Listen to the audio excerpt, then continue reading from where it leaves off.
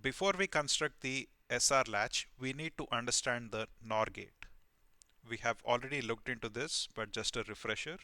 In a NOR gate, you have two inputs A, B and one output F. You have four combinations of inputs.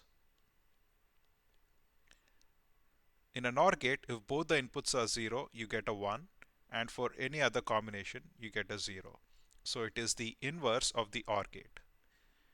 An SR latch is constructed using two cross-coupled NOR gates. Okay, so this is going to be our first NOR gate.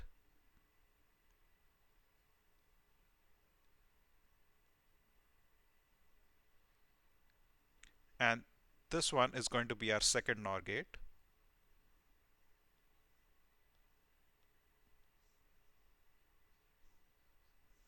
Okay, if you look at this, the input for this NOR gate, or the input for the second NOR gate, is the output of the first NOR gate.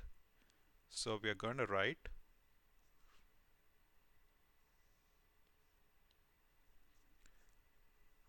the input for the second NOR gate is the output of the first NOR gate. And similarly, the input for the first NOR gate is going to be the output of the second NOR gate.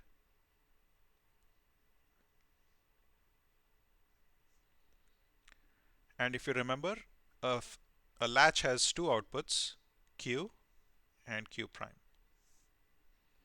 The first input to the SR latch is the R input, and the second input is the S input.